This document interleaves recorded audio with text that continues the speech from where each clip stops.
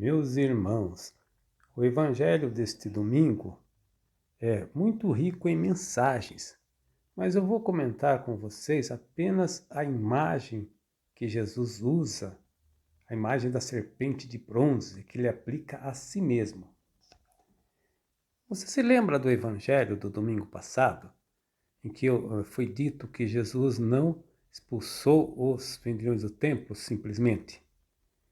E também não purificou simplesmente o templo, e que ele fez a anulação do templo, ele anulou o templo. Jesus faz nova todas as coisas.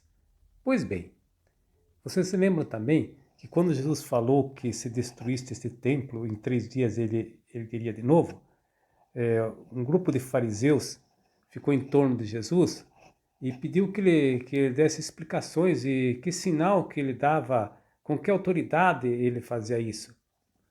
Naquele grupo, com toda certeza, estava também Nicodemos, que ele ficou bastante interessado, era uma pessoa sincera com a mensagem de Jesus, ele queria debater com Jesus, por isso ele foi procurar Jesus à noite.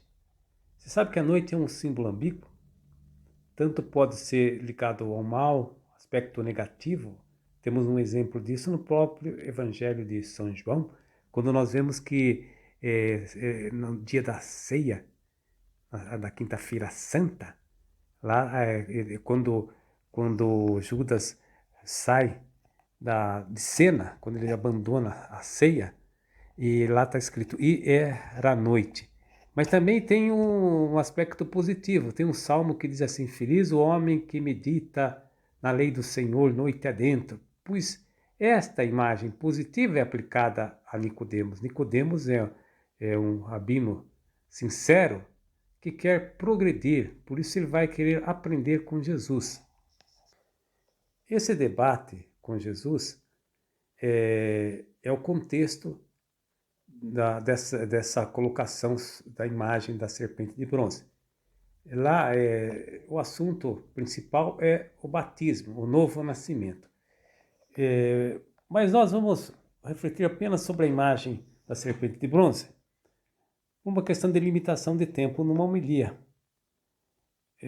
Bom, Jesus falou que assim como Moisés levantou a serpente de bronze no deserto, é necessário também que o Filho do Homem seja exaltado.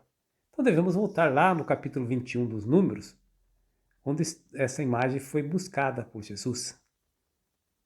Vamos recordar um pouquinho a historinha? Então, o povo de Israel, para variar, pecou. O povo murmurou contra Deus. Então, Deus castigou o povo, mandando serpentes venenosas no deserto. E as pessoas morriam aos montes. E então Moisés se comoveu e rezou a Deus, intercedeu por Deus. Então Deus pediu para que Moisés levasse uma vara contendo uma serpente de bronze, e assim quem olhasse para a serpente de bronze levada na vara, mesmo mordido pelas serpentes, não morreria. Bom, mas para entender um pouco a serpente de bronze, temos que voltar um pouquinho mais longe na Bíblia, lá no livro do Gênesis. Lá aparece uma outra passagem onde nós temos uma serpente, o Éden, a árvore da vida. E essa serpente de bronze, levada por Moisés, fica bem no meio de outra árvore ainda, a cruz de Jesus. Então é preciso que a gente tenha em mente esses 3 planos: a árvore do paraíso, a árvore, a vara de Moisés com a serpente de bronze e a árvore da cruz. Vamos lá. No livro do Gênesis, aparece também uma serpente, seduz Eva, e lá diz assim, né? Que se vocês comerem esse fruto, os olhos se abrirão e vocês vão ver, vão ser versados no bem e no mal. Depois, novamente, o verbo ver aparece, como diz assim, que Eva viu que o aspecto do fruto era agradável e comeu e deu igualmente para o seu marido. Pois bem, ali aparece o pecado associado à sedução da serpente. Então, lá no livro do Êxodo, justamente uma serpente de bronze vai ser elevada por Moisés na vara. Sabe por quê? O veneno da serpente só pode ser curado com o veneno da própria serpente. Não é assim até hoje? Quando você é mordido por uma serpente, você tem que tomar o soro antiofítico. Ele é feito com o quê? É o sangue de cavalo onde foi injetado no cavalo doses mínimas do veneno da serpente. Pois bem, olhem que aqui aparece uma coisa interessante. Essa serpente está numa vara. A vara é a imagem do paraíso, da árvore do paraíso, porque é madeira. E ela é feita de quê? De bronze. O bronze é um metal que não se encontra na natureza. Ele é artificial, é feito pelo homem. Na verdade é uma liga, cobre e estanho. Lembra um pouquinho de como você fazia o culto no templo. Existia o santuário. No santuário, os objetos, utensílios, todos são de ouro.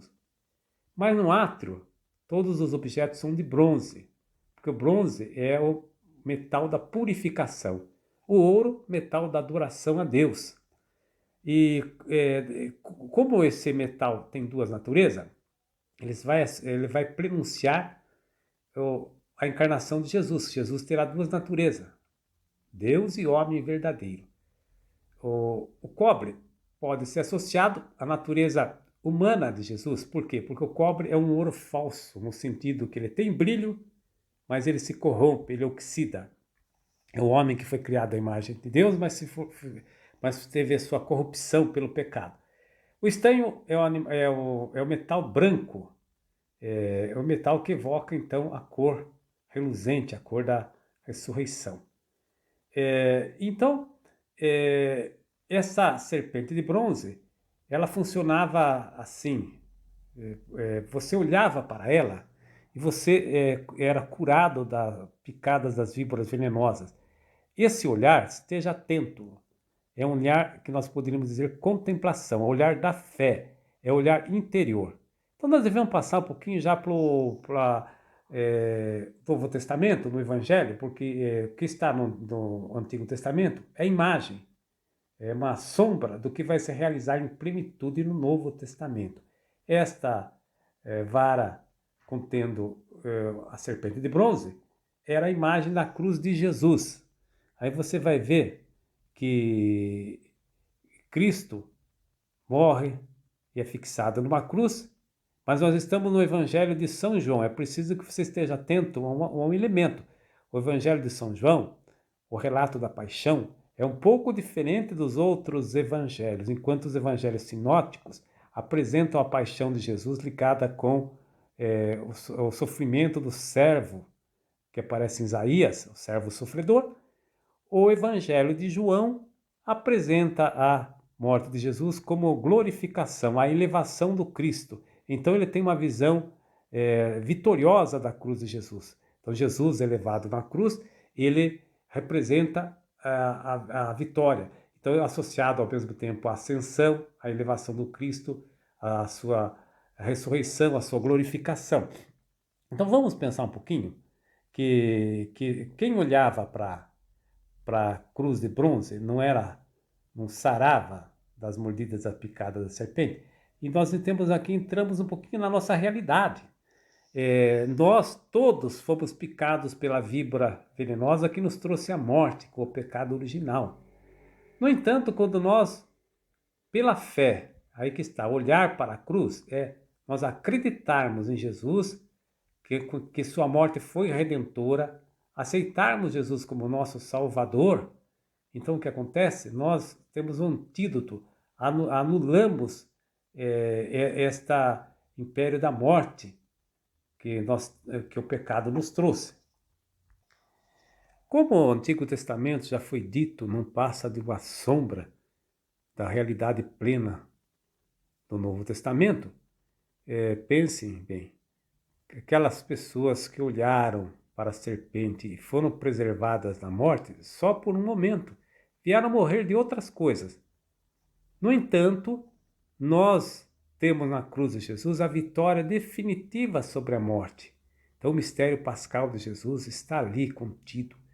Nós então devemos aceitar a vitória de Jesus. É isso que Jesus queria que Nicodemos entendesse, que a salvação já não está mais ligada ao culto do templo, a sacrifícios, boas obras, seja lá o que for. A salvação está ligada à obra de Jesus, à sua elevação na cruz, à sua morte redentora. Amém.